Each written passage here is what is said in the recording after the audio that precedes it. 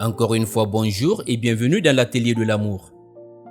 Aujourd'hui, nous allons vous donner 5 conseils pour concilier travail et vie de couple. Il n'est pas rare que l'activité professionnelle déborde sur la sphère privée.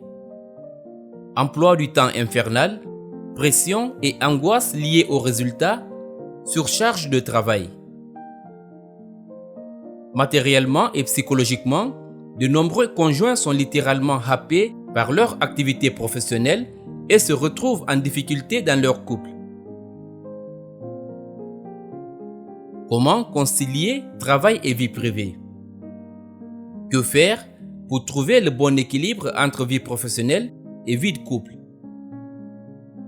Voici 5 conseils pour relever l'un des plus grands challenges de la vie à deux. Premier conseil, déconnectez-vous. Prenez l'habitude de vous déconnecter. C'est un point clé pour mieux concilier travail et vie de couple et mener une vie plus équilibrée. Même si ce n'est pas facile au début, apprenez à couper avec votre activité professionnelle dès que votre journée de travail est finie. Commencez par éteindre ce téléphone portable qui vous relie 24 heures sur 24 à votre job, vos agendas, vos mails, vos réseaux sociaux, vos to-do list. Mettez les notifications en sourdine. Et si vous êtes en télétravail, mettez également sur off votre ordinateur et fermez la porte de votre bureau si vous en avez un chez vous. En vous déconnectant, vous mettez le travail à distance et vous évitez ce qu'on appelle désormais le phubbing, nouvel ennemi du couple, qui est la contraction de deux mots anglais, phone qui est téléphone et snobbing, snobber. Lorsque vous vous déconnectez, vous libérez de l'espace et de la disponibilité pour votre conjoint qui a besoin de votre présence, votre attention et votre tendresse. Même s'il ne vous le dit pas, c'est un signe visible important pour votre partenaire. Si cette déconnexion volontaire devient une routine, cela vous aidera à atteindre un meilleur équilibre conjugal.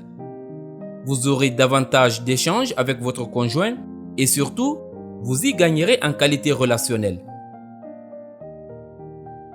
Deuxième conseil, arrêtez de parler travail avec votre conjoint.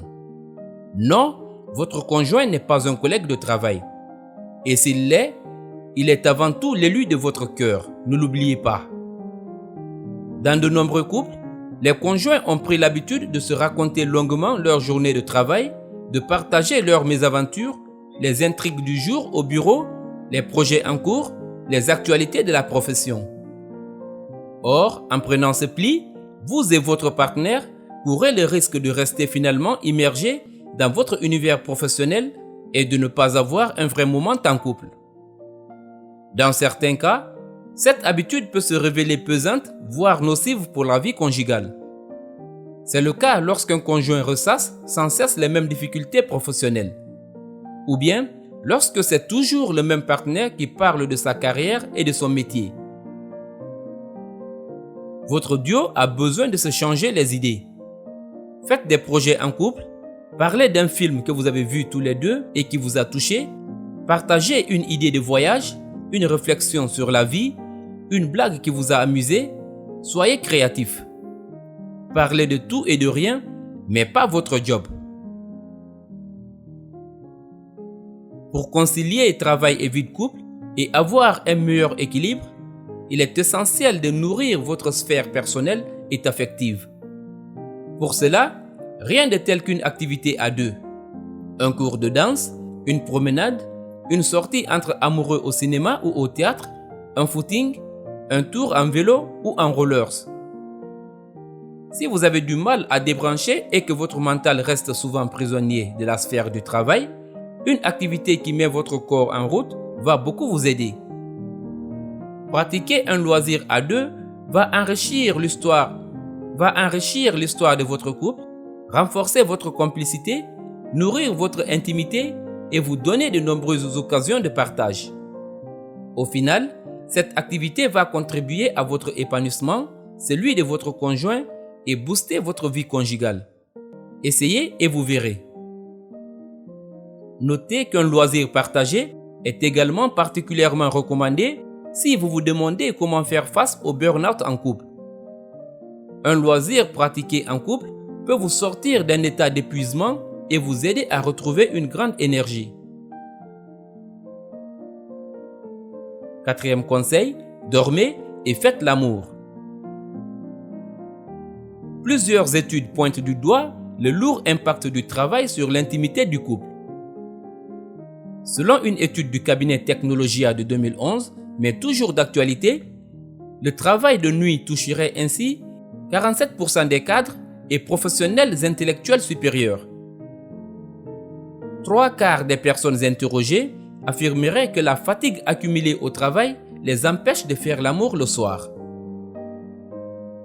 Si vous êtes concerné par ce problème, réalisez que plus vous êtes fatigué, plus votre sensibilité est exacerbée. Vous avez alors toutes les chances de broyer du noir, d'être irritable et aussi irritant pour votre conjoint. Le manque de sommeil a un impact sur toutes les dimensions de votre vie de couple.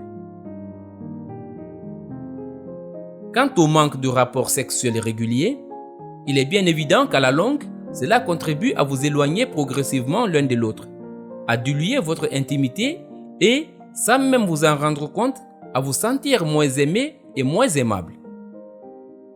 Pour toutes ces raisons, laissez le travail au bureau, dormez et faites l'amour. Cinquième conseil, remettez votre vie en ordre.